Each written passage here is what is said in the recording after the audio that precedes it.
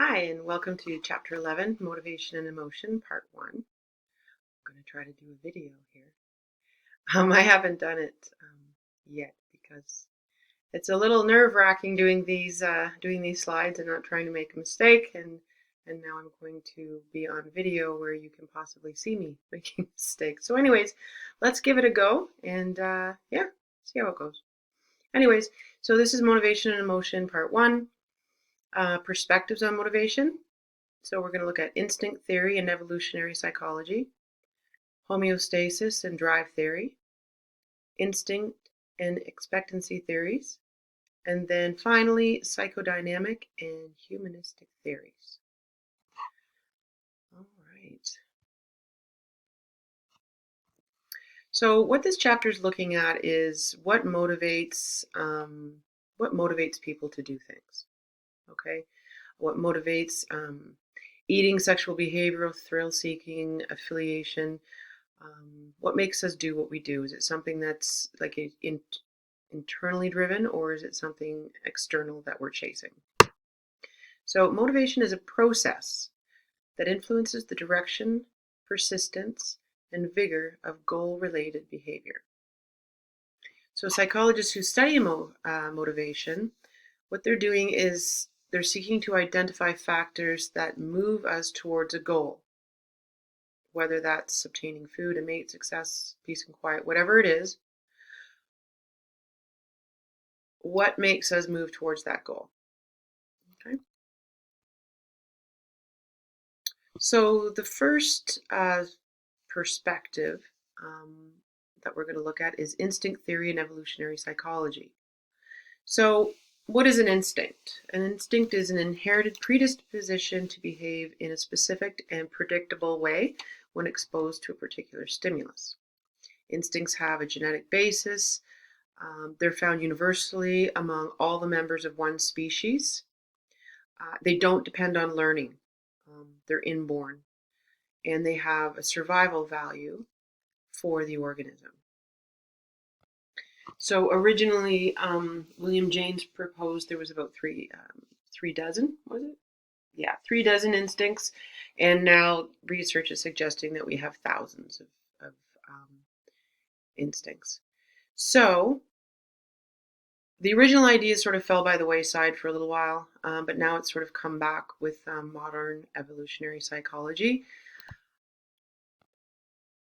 So modern evolutionary psychology, that's looking at like psychological motives, right? Psychological motives that are sort of brought forth through our genes. So, for example, the adaptive significance of affiliative people, so being in groups of people.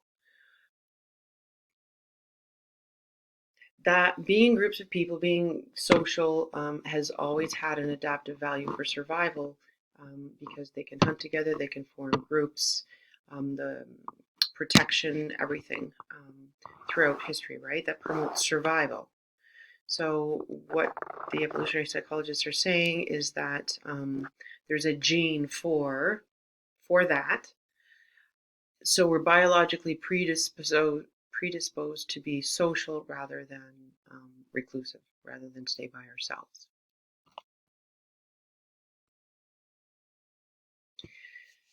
The next perspective or next theory is homeostasis and drive theory.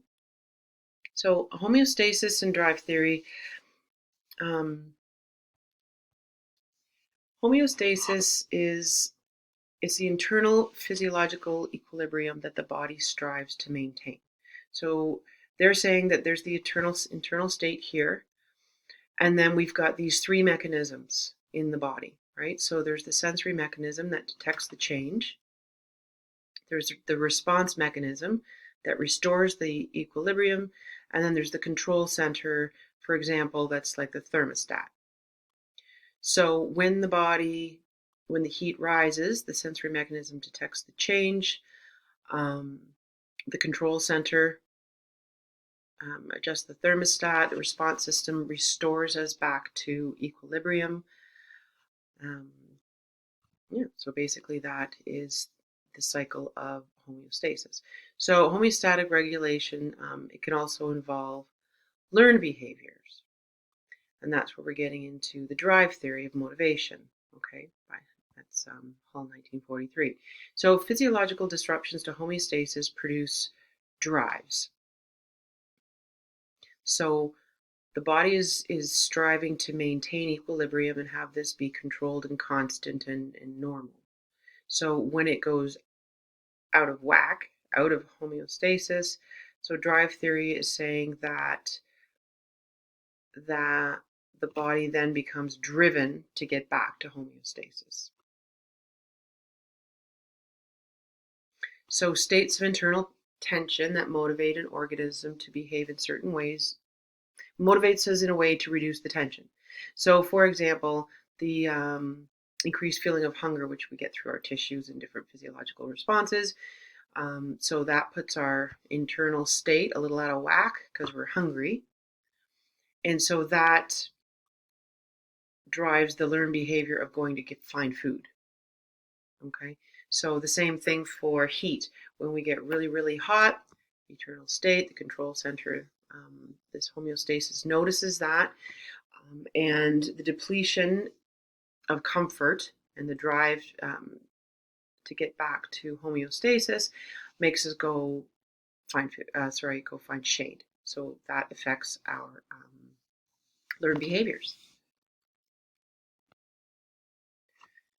Now we're going to change to incentive and expectancy theories.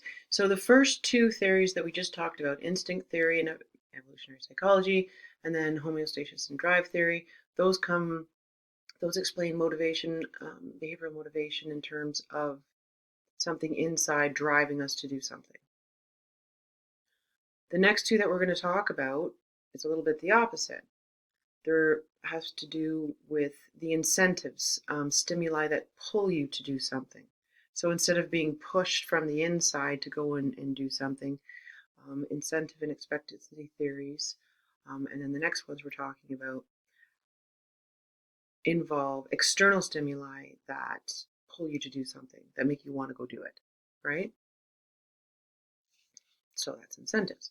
So why are there individual differences between people in motivation when you have the same incentive, right? So if you've got the exact same incentive out there, in the book they're using grades, right? So if you can get an A on the test, and that's the incentive, why do some people have different levels of motivation? Some people will study for 3 hours and some people will study for 6. And some people just glance over the chapter and hope for the best, right? So the same incentive. Why such differences between people? That is explained. It's a cognitive approach. It's called expectancy X value theory. What it's saying is that people are motivated by two things. You're motivated by both by the incentive, so the A, right? The A in psychology that you're going to get. But then also the value you place on that. So that's often used to explain drug abuse, this theory, right? So people will inject heroin because of the positive value. They feel that the effect of it is positive and valuable. So that's why they would do it, right? Whereas others wouldn't. So goal-directed behavior is jointly determined by two factors. One, strength of the expectation that the behavior will lead to the goal. So what is your expectation that all that studying is actually going to get you the A? And then two, the incentive value that a person places on the goal.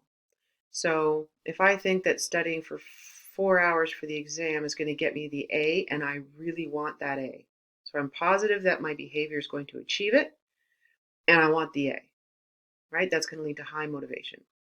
However, if I really want the A, but I don't think that any amount of studying is going to get me there, my motivation is going to be low. Also, if I think, sure, strength of expectation, the behavior will lead to the goal. Yeah, sure, 4 hours, 6 hours of studying for this test is going to get, 6 hours is not very much, by the way. 9 hours of studying for the test is going to get me that A, but I don't really care about the A because I'd be happy with a B. So there's the incentive value is a little bit reduced. So those two things are very, very important with this theory in terms of determining how much motivation, and then it explains the individual differences between people.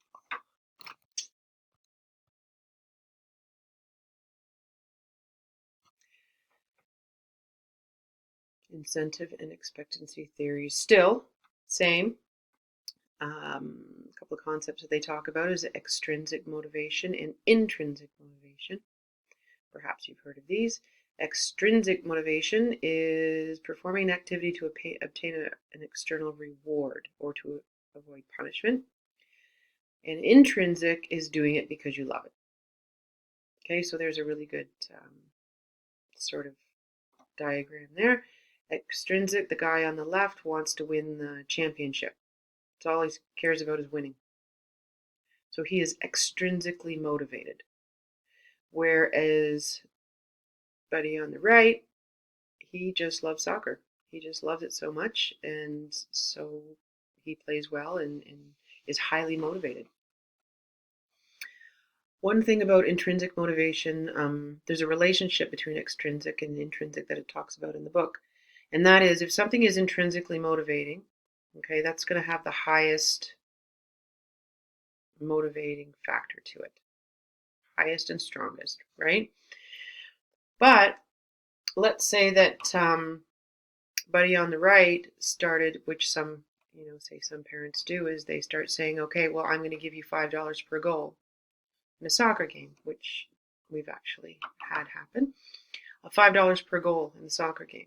So what you're doing is you're switching this intrinsic love of the game and giving it an extrinsic reward, which actually decreases intrinsic, because the person starts to then put their love for the game or the value or their motivation towards getting that $5. And then eventually you reduce the intrinsic motivation, which is a negative.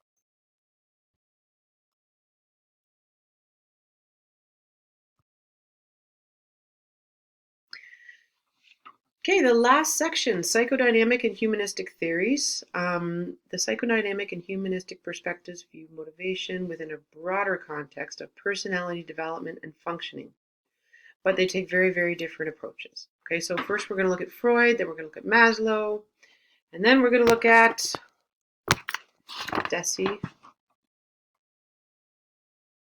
and Ryan. Okay, so Freud, 1923, dual instinct theory. So as we remember about Freud was really into unconscious motives driven by aggression and sexual drives, okay? So basically, he highlighted the whole underworld of motivation. Behavior results from an ongoing battle between unconscious impulses and psychological defenses. Oh, and your psychological defenses that are struggling to keep all of these unconscious impulses under control. Energies from these unconscious motives, especially those from instinctive sexual and aggressive drives, they're often disguised and expressed through socially acceptable behavior. So you're having all of this battle going on inside, and then it presents itself so socially in an acceptable way. So hidden aggressive impulses may fuel one's career as a lawyer, business person, or athlete. So if you're a highly, highly competitive person, got all these drives, then maybe you're going to channel that, probably unconsciously, into being, say, a professional soccer player or football player or a defense attorney or business person of some kind. Freud.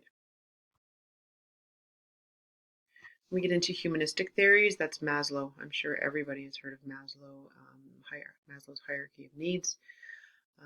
So basically, as his hierarchy of need highlighted our striving for personal growth. That is the key motive, striving for personal growth. So in this, you have deficiency needs. We're going to look at the chart on the next slide. Deficiency needs, which your basic needs for survival, right at the bottom. Then you've got growth needs, which are uniquely human and motivate us to develop our potential. uniquely human, probably pretty important. And then the need hierarchy, which is a progression of needs containing, it's a lot of reading, deficiency needs at the bottom and growth needs at the top. Then you've got self-actualization at the very top, which represents the need to fulfill our potential. And it is the ultimate human motive. So, before we go over here, and I'll maybe repeat after,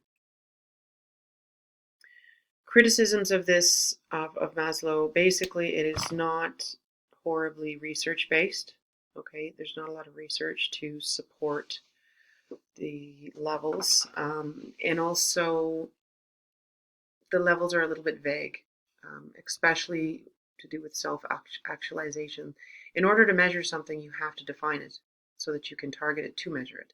Okay, so what they're saying is that the term self-actualization, like what does that really mean? If you're going to create a test to measure self-actualization, what does that look like? So how do you measure it? This you've all seen before. You've got the physiological needs at the bottom, then safety, belongingness, and esteem, approval, and recognition from others. These are the basic needs that have to be met before you can do anything else. Progression, if lower needs are satisfied, yes, you go up. And then regression, if lower needs are not met, obviously you go down. So you've got your food, you've got your residence or apartment or room you're renting, belongingness and love needs. You've got friends, family, whatnot, and approval and recognition. These are all your basics. Once you do that, you can move into cognitive needs, aesthetic needs, and then eventually self-actualization. Now, of course, you can be up here in your growth needs, but if you lose your apartment and your job, you're going to sink very quickly back into deficiency needs. And you have to satisfy those before you can go back up.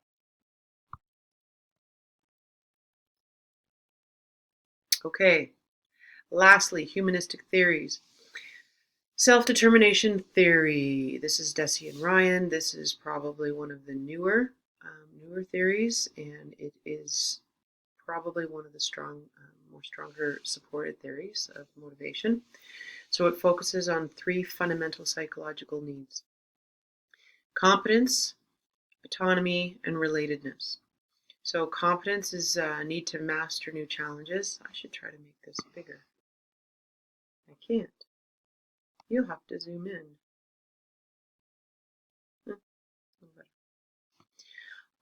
Autonomy, self-determination, so you feeling that the choices that you make are a result of your own free choice. And then relatedness, again, similar to the other ones, our desire to form meaningful relationships with others, which is a really fundamental human need, is to feel connected and have bonds with others. So the research saying that people are most fulfilled when they are satisfying all 3 of these basic needs. And when you're not, there are consequences. So if you are not fulfilling, say, your need for relatedness, there will be consequences around your psychological and your physical well-being. So again, self-determination theory is strongly supported by research. The 3 different needs, according to the research, appear to have both an independent and an additive effect on positive outcomes. The positive outcomes have been found to be psychological well-being, happiness. They looked at work, and career, whatnot, worker performance and job satisfaction, positive social relationships, and a sense of meaningfulness in life. What research has further found is that the most positive psychological outcomes comes from a balance of all 3 of these needs.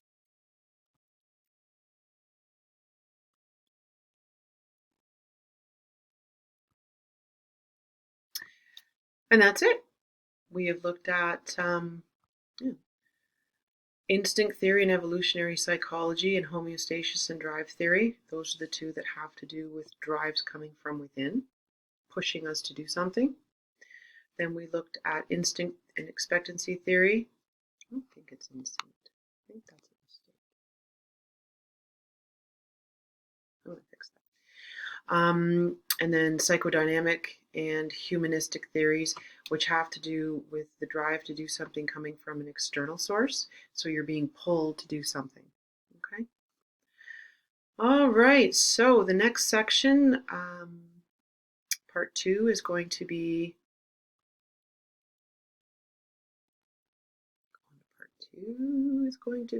hunger and weight regulation in the next video. So I'll see you there.